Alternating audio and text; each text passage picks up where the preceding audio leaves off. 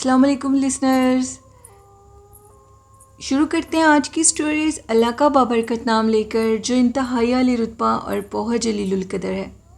I hope اب سب لوگ بالکل ٹھیک ہوں گے، اور شروع کرتے ہیں آج کی خوفناک کہانی ہے۔ یہ خوفناک کہانی صبا فیصل نے فیصل آباد سے شیئر کی ہے۔ صبا کہتی ہیں میں آپ کے ساتھ ایک حقیقت پہ مبنی خوفناک واقعہ شیئر کرنا چاہتی ہوں، جو کہ میری ہی زندگی کا واقعہ ہے، میرے بچپن کی سٹوری ہے۔ میری عمر تب 12 سے 13 سال تھی۔ ہم لوگوں کے گھر فیصل آباد کی اس آبادی میں تھے جہاں پر ہندو اور سکھوں کے پرانے گھر بنے ہوتے ہیں۔ وہ کافی بڑی حویلی تھی۔ اس حویلی کی ہم لوگوں کے گھر کی بیک سائڈ پر حویلی کے اندر ہی ایک بہت بڑا پانی کا کنواں تھا، جو کہ تب استعمال میں تھا، لیکن جب ہم نے وہ گھر لے لیا تو ہم نے اس کنویں کو استعمال کرنا چھوڑ دیا۔ آہستہ آہستہ اس کا پانی سوکھتا چلا گیا۔ تب جو دور تھے وہ لوڈ شیڈنگ کے دور تھے۔ آج سے 45 ایئرس یہ پرانی بات ہے۔ وہ کہتی ہیں لوڈ شیڈنگ بہت زیادہ ہوا کرتی تھی۔ محلے کے سارے بچے، عورتیں، مرد اکٹھے ہو کر باہر بیٹھا کرتے تھے، بچے کھیلا کرتے تھے۔ ہم لوگ لوڈ شیڈنگ کا باقاعدہ طور پر انتظار کیا کرتے تھے کہ جیسے ہی لوڈ شیڈنگ ہوگی تو ہم سب لوگ باہر بیٹھ کر باتیں کیا کریں گے، کھیلا کریں گے۔ سب لوگ اپنے گھروں کے باہر بیٹھے ہوتے تھے اور باتیں کر رہے ہوتے تھے۔ ایک دفعہ اس طرح ہوا کہ مجھے حاجت کے لیے گھر جانا تھا۔ لائٹ آف تھی۔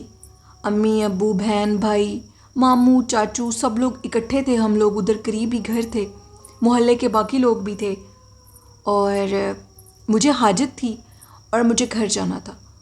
ہم لوگوں کا جو واش روم تھا وہ کنویں سے تھوڑا سا ہٹ کے تھا، لیکن کنواں بالکل سامنے تھا۔ ہم لوگوں کے اس کنویں کے متعلق ایک چیز یہ مشہور تھی کہ وہاں پر اسیب کا بسیرا ہے۔ یہ سب لوگ جانتے تھے کہ ادھر اسیب ہے، لیکن کیا چیز ہے یہ بچے ہم لوگ نہیں جانتے تھے، شاید بڑے جانتے ہوں۔ میں واش روم میں چلی گئی اور تھوڑی دیر کے بعد دروازہ نوک ہونے لگا۔ میں نے کہا کون؟ مجھے آواز میری امی کی آئی، اور انہوں نے مجھے کہا کہ صبا جلدی کرو، مجھے واش روم میں جانا ہے۔ میں نے کہا امی میں ابھی تو آپ کو بتا کر آئی تھی، میں آ رہی ہوں۔ میں جیسے ہی دروازہ کھول کر باہر نکلی تو باہر امی نہیں تھیں۔ میں نے کیا دیکھا کہ امی کنویں کے پاس کھڑی ہوئی ہیں، اور اس کنویں کے اندر وہ اندھیرے میں مجھے یہ چیز نظر آ رہی ہے۔ میرے ہاتھ میں ایک موم بتی تھی، لائٹ تھی، جسے میں دیکھ رہی ہوں کہ امی کنویں کے اندر کچھ پھینک رہی ہیں۔ میں اپنے دوستوں سے کھیلنے کے لیے بے چین تھی اور میں چلی گئی۔ جب میں باہر گئی تو میرے جو ہاتھ پاؤں وہ کانپنے لگے اچانک سے۔ میں نے دیکھا امی تو باہر بیٹھی ہوئی تھیں، اور میں تو امی کو ابھی باہر کنویں پہ چھوڑ کر آئی تھی اندر۔ وہ کون تھی جو اندر کنویں کے پاس کھڑی تھی؟ میں نے امی کو کہا کہ امی آپ تو اندر میرے پاس آئی تھی۔ انہوں نے کہا کیسی بات کر رہی ہو، میں تو کافی دیر سے ادھر بیٹھی ہوں اور تبھی اندر جاؤں گی جب لائٹ آ جائے گی۔ میں بہت زیادہ ڈر گئی۔ میں بچپن سے بہت عقل مند اور ذہین تھی۔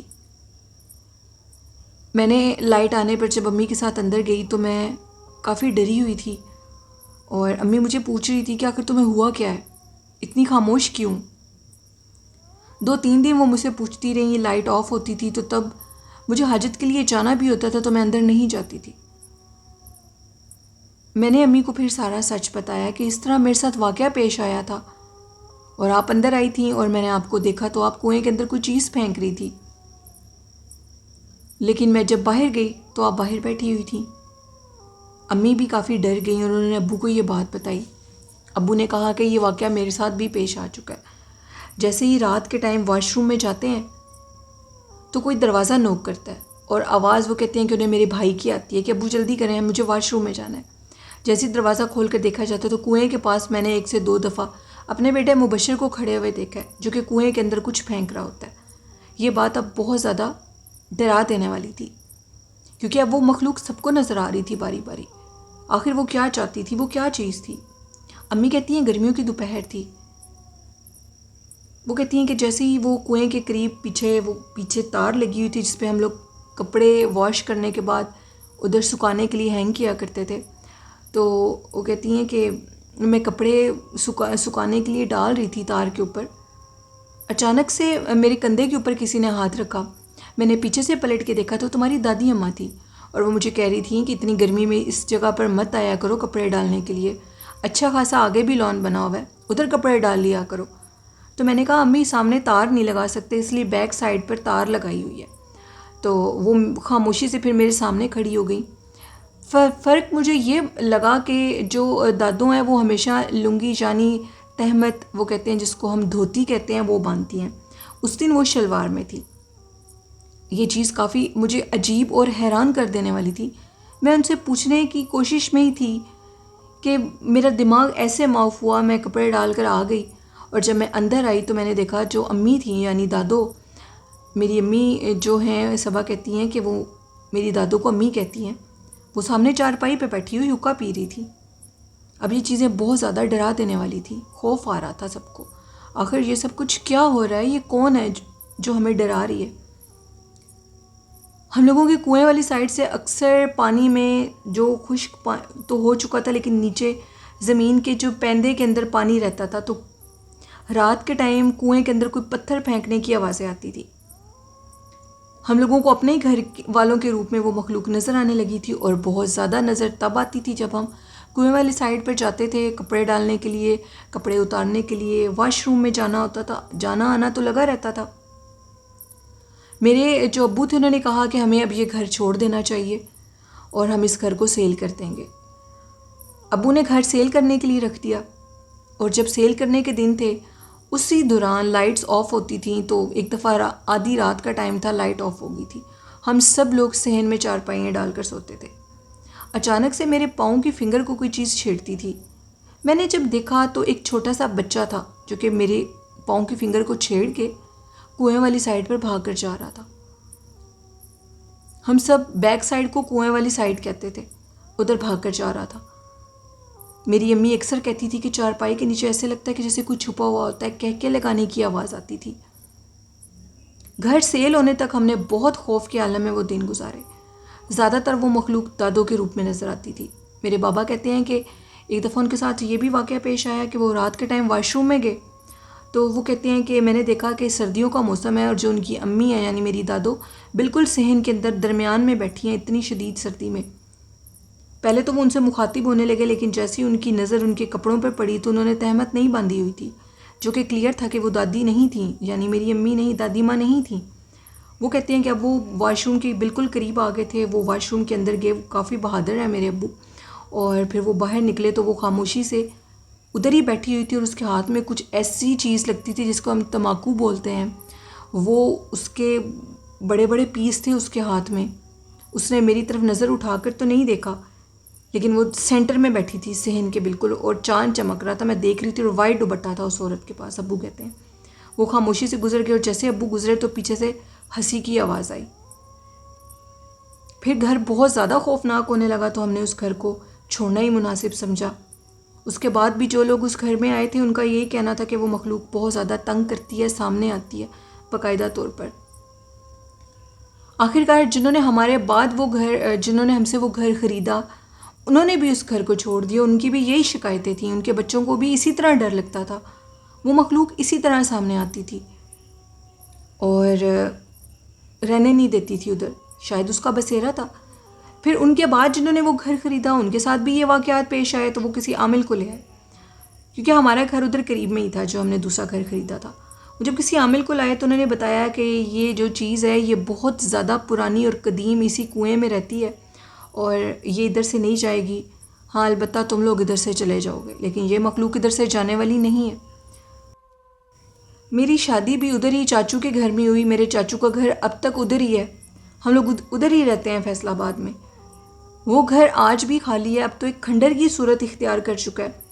حویلی کا جو مین دروازہ ہے وہی کچھ باقی ہے، لیکن اندر سے گھر بالکل گر چکا ہے، کنواں ابھی بھی ویسے کا ویسا ہے، اور اس گھر کے اندر اب تو کوئی نہیں جاتا، وہ کسی کی ملکیت میں نہیں ہے، خالی کا خالی پڑا ہوا ہے، لیکن وہ ایک عجیب وحشت کا سما پیدا کرتا ہے، خوف آتا ہے اس گھر کو دیکھ کے، اور بچپن کی یادیں بھی آتی ہیں، وہ وقت بھی یاد آتا ہے جو کہ ادھر گزارا تھا، لیکن خوف بھی بہت زیادہ آتا ہے۔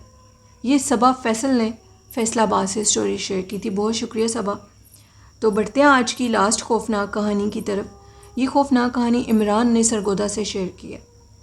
عمران کہتے ہیں کہ جو 16ویں رسالے کی طرف قبرستان بنتا ہے، گرمیوں کی دوپہروں میں کہا جاتا ہے کہ ادھر سریام چڑیلوں اور آفتوں کو دیکھا جاتا ہے۔ جو بھی سرگودا کے لسنرز ہیں وہ یہ چیز جانتے ہوں گے، سرگودا میں 16واں رسالہ جو جگہ ہے وہاں پر بہت زیادہ تعداد میں چڑیلوں کا بسیرا ہے، جو کہ گرمیوں کی دوپہروں میں بالکل اس کچے کے مین جو راستہ ہے ادھر بیٹھی ہوتی ہیں۔ اسی طرح وہ کہتے ہیں کہ ایک دفعہ میرا بھی کوئی کام تھا ضروری، اور مجھے میری امی نے اور ابو نے منع بھی کیا تھا کہ تم نے دوپہر کے ٹائم اس علاقے میں بالکل نہیں جانا، وہ جگہ بہت خطرناک ہے، سارا سرگودے والے جانتے ہیں اس کے متعلق کہ وہاں پر اسیب پایا جاتا ہے۔ 1 سے 2 لڑکوں کی ڈیڈ باڈی بھی اس راستے سے ملی ہے، ان کی پرسرار طریقے سے موت ہوئی ہے، اور موٹر سائیکل ادھر ہی گرا ہوتا ہے۔ اگر کوئی چور مارے ان کو تو موٹر سائیکل چرا کر لے کر جا سکتا ہے، لیکن موٹر سائیکل ادھر ہی پایا جاتا ہے۔ میں چلا گیا، میرے ساتھ میری امی کی دعائیں تھیں، میں نے آیت الکرسی درود شریف پڑھا ہوا تھا۔ میں جیسے ہی ادھر گیا ہوں تو مجھے کچے کے راستے پہ 2 عورتیں بیٹھی ہوئی نظر آئیں جو کہ کافی بزرگ عورتیں تھیں، اور مجھے کافی انہیں دیکھ کر ترس بھی آیا، شدید گرمی تھی۔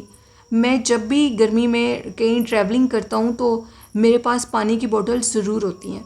میں نے کہا ثواب بھی ملے گا اور میں ان کو پانی کی بوتل دے دیتا ہوں۔ میں اپنی گاڑی سے نیچے اترا اور میں نے ان کو پانی جیسے ہی دینا چاہا تو میری قسمت اچھی تھی، میرے پیچھے سے ایک موٹر سائیکل آ رہا تھا اور اس شخص نے پیچھے سے ہی شور ڈال دیا۔ اس کے شور ڈالتے ہی میں اس قدر حیران ہوا کہ جو وہ عورتیں تھیں وہ غائب ہو چکی تھیں، اور وہ شخص جلدی سے موٹر سائیکل پر میرے قریب آیا اور اس نے کہا کہ تم نے ابھی ادھر کس کو دیکھا تھا؟ میں نے کہا میں نے ادھر 2 بوڑھی عورتوں کو دیکھا تھا، کافی غیر حلیے میں، اور گرمی بہت تھی، میں نے پانی دینے لگا تھا۔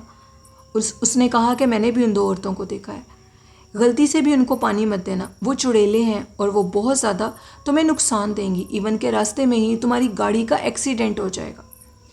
میں نے اللہ کا شکر ادا کیا، ادھر سے گاڑی پیچھے کی طرف میں گیا اور میں گھر چلا گیا، میرا جسم کانپ رہا تھا، مجھے امی ابو کی باتیں یاد آ رہی تھیں، اور میں نے پھر یہ چیز ریئلائز کی کہ بڑوں کی بات ماننی چاہیے، خاص کر اپنے والدین کی۔